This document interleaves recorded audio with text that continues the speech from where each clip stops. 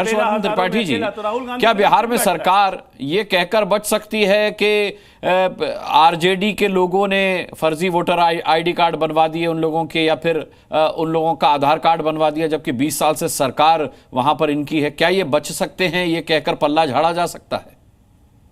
नहीं, देखिए अनुराग जी, ये बड़ा गंभीर मसला है और इसमें किसी सरकार, किसी पार्टी, इसको अलग अलग नहीं देखना चाहिए। क्योंकि ये मसला जिसको भी याद हो, नहीं याद हो तो मैं ध्यान कराता हूं। इंदिरा गांधी ने तब कहा था कि असम में बांग्लादेशी घुसपैठिया आ गए हैं और इनकी समस्या दिनों दिन बढ़ती जा रही। देश के अलग अलग हिस्सों से बांग्लादेशी और रोहिंग्या पकड़े जाते हैं। अब कब किसकी सरकार थी, कितना रोक पाए? और ये तो सच है ना कि अभी जो फेंसिंग का काम है, बाड़बंदी का काम है, सीमा पे अभी शुरू हुआ, लेकिन इतना भर मसला नहीं है ना। मसला यह है कि क्या कोई भी देश में मतदाता सूची की जांच पर भी सवाल खड़ा कर सकता है? भाई, आप ये कहते हैं मतदाता सूची में गड़बड़ है, बिल्कुल ठीक बात है, चुनाव आयोग को घेरिए। चुनाव आयोग कह रहा है कि हम मतदाता सूची में जो भी गड़बड़ है उसी के लिए स्क्रूटनी कर रहे हैं। तो स्क्रूटनी पे किसी को दिक्कत कहां होनी चाहिए? हाँ, एक चीज मैं जरूर कहता हूं, बार बार, उसकी टाइमिंग पर सवाल है। नहीं, टाइमिंग पर कैसे सवाल है? कितने दिनों से सो रहे थे क्या? मैंने कई लोगों को सुना कि 2024 लोकसभा चुनाव के पहले क्यों नहीं किए। अरे अगर 2024 लोकसभा चुनाव के पहले होता तो अनुराग जी, आपके ही डिबेट में आके लोग कहते हैं कि देखो 400 पार के लिए ये वाला काम कर रहे हैं। और बंगाल में तो आगे चुनाव है ना, वहां तो समय भी ज्यादा है। बिहार में समय को लेकर एकदम बिल्कुल जवाब करना चाहिए, मांगना चाहिए, और चुनाव आयोग उसका जवाब दे रहा। अगर उतनी समय सीमा में एन्यूमरेशन फॉर्म जो है, गणना प्रपत्र जो है, मैंने वो गणना प्रपत्र देखा, पता नहीं डिबेट में जितने लोग आते हैं कितने लोगों ने देखा कि नहीं देखा। उस गणना प्रपत्र को भरने में कोई समस्या ही नहीं। 11 उसमें सूची दी गई है। हालांकि मेरा बार बार मानना है और मैं कई लंबे समय से कह रहा हूं, सरकार को आधार कार्ड को और फुल प्रूफ करके उसको एक हमेशा आइडेंटिफिकेशन के तौर पर रखना चाहिए। कांग्रेस की सरकार ने ये बहुत महत्वाकांक्षी योजना उसको आगे बढ़ाया, भाजपा की सरकार ने उसको अमल में लाया, और नरेंद्र मोदी सरकार की तो सारी नीतियों के आधार में आधार है, तो बिल्कुल उसको करना चाहिए। लेकिन उसके बावजूद मतदाता सूची का गहन पुनरीक्षण होना चाहिए। और मैं उम्मीद करता हूं कि कल सर्वोच्च न्यायालय जब सुनेगा इसको तो कहेगा कि जितना समय लगता है वो समय लीजिए, जरूरत पड़े तो चुनाव थोड़ा आगे बढ़ाइए, लेकिन देश के हर राज्य में ये स्पेशल इंटेंसिव रिवीजन होना चाहिए। कोई पार्टी इससे कैसे मतलब कह सकती है? और एक चीज मुझे समझ नहीं आती अनुराग जी, कोई तरीका हो तो मुझे बताइए, कि हमारा वोटर काट देंगे, दूसरा वोटर रख लेंगे। कौन सा है भाई हमारा? आपका वोटर पता कैसे चलता है कौन सा वाला वोटर होगा? और अगर आपको पता है कि आपका वाला वोटर, उसका कागज लेके जाइए, जमा करा दीजिए। इतना सामान्य है, लेकिन इसको लेकर इतना हल्ला हंगामा किया गया। और सचमुच कई बार लगता है कि भारत के लोकतंत्र में वितंडावाद ज्यादा हो रहा है। चुनाव आयोग जो कर रहा है, दुरुस्त काम कर रहा है, उस पर जहां जहां आपको है उससे सवाल पूछिए, ये आपका अधिकार है।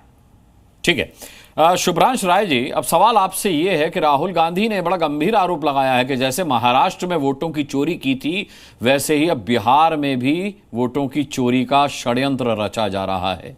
अभी अभी अजय आलोक जी ने भी रेफरेंस दिया, और हम सब जानते हैं कि जब महाराष्ट्र का मसला माननीय कोर्ट में गया था तो कोर्ट ने यही कहा था कि आप समय बर्बाद कर रहे हैं हमारा।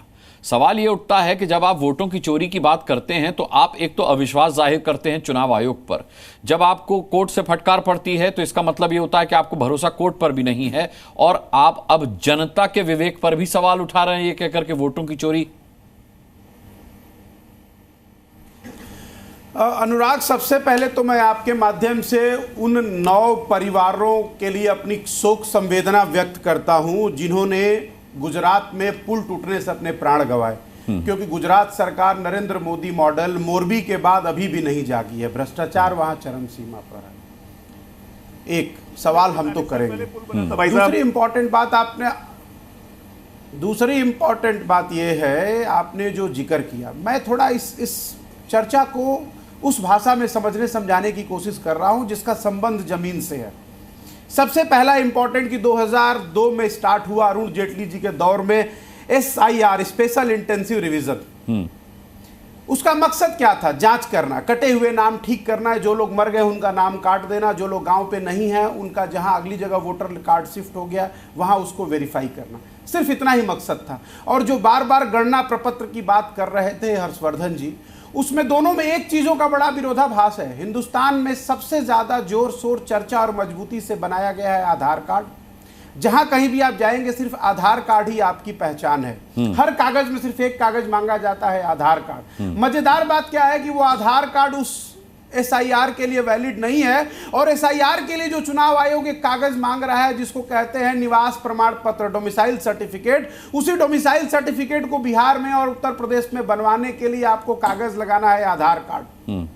अब 20 साल से ये सरकार में है, वो आधार कार्ड असली है नकली है क्या है, उसका जवाब भारतीय जनता पार्टी न कभी देगी, न नरेंद्र मोदी कभी देंगे, न JDU वाले अजय आलोक देंगे, न BJP वाले अजय आलोक देंगे, क्योंकि सिस्टम तो इन्हीं के पास था। लेकिन जो सबसे गंभीर विषय है जिसपे इनको जवाब देना होगा वो ये है कि अगर ये देश, जब नरेंद्र मोदी जी ने अपना वो फैसला सुनाया देश को, नोटबंदी, और नरेंद्र मोदी जी ने खुद दावे के साथ ऐसे ताली पीट कर किया कि रातों रात 2.5 लाख कंपनियां बंद हो गई और ये देश बेरोजगार हो गया, अगर उस दिन ये देश खड़ा हुआ रहता, उनके फैसले के खिलाफ सड़कों पर आया होता, तो शायद आज इतने लोग बेरोजगार नहीं होते, और बेरोजगार होने के तुरंत बाद उनको अपना YouTube चैनल नहीं खोलना होता। उसी तरह सेम चीज है आज नरेंद्र मोदी जी ने जो वोटों के लिए कर रहे हैं, चुनाव से ठीक पहले, अरे भैया उसी लूली लंगड़ी बैसाखी के बलबूते आपका मोदी 3.0 चल रहा है, जिसमें बिहार के सांसद आपके JDU के जुड़े हुए हैं। अगर इतनी ही जांच में थी समस्या, इतनी ही रोहंगिया था, इतने ही आधार कार्ड फर्जी थे, इतने ही वोटर कार्ड फर्जी थे, तो भैया वही कागज तो 12 महीने पहले इस्तेमाल हुआ है। 12 महीने बाद क्या कागज बदल गया? सरकार तो बदली नहीं, अधिकारी भी वही, व्यवस्था भी वही, चुनाव आयुक्त भी वही। और रही आप जो बार बार बात कर रहे हैं चुनाव आयोग की, तो हमें पता है कि राज्यसभा और गवर्नर का पोस्ट इंपॉर्टेंट होता है। अगर नहीं होता तो कांग्रेस पार्टी बार बार मांग कर रही है पिछले चुनाव की लिस्ट की, और चुनाव आयोग वो कागज नहीं दे रहा है।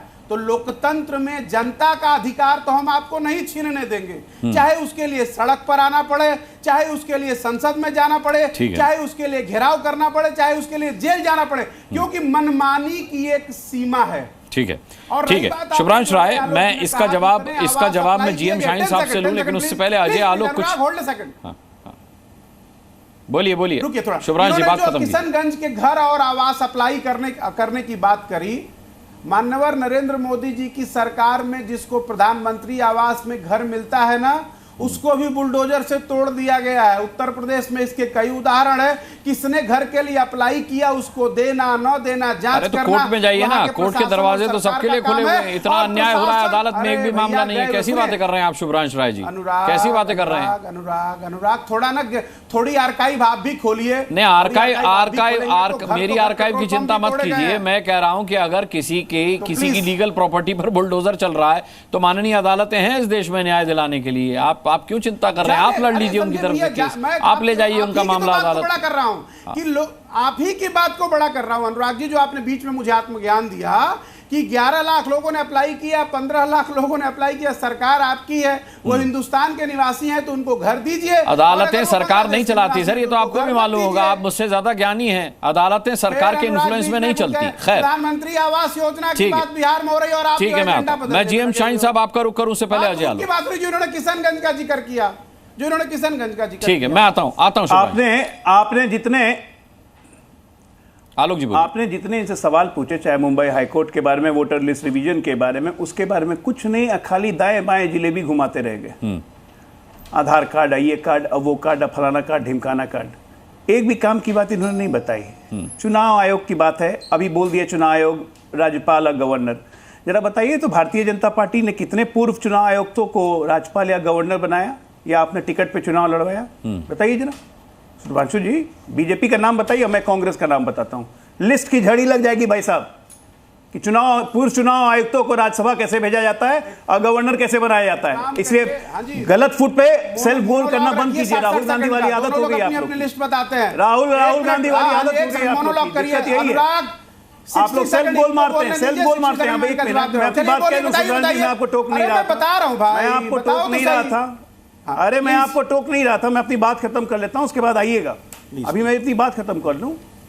सबसे बड़ी बात है जो पॉइंट ऑथेंटिकेशन आपसे पूछा जा रहा है, क्या आप विदेशियों के पक्ष में, घुसपैठियों के पक्ष में? आज आपने बिहार बंद का कॉल दिया था।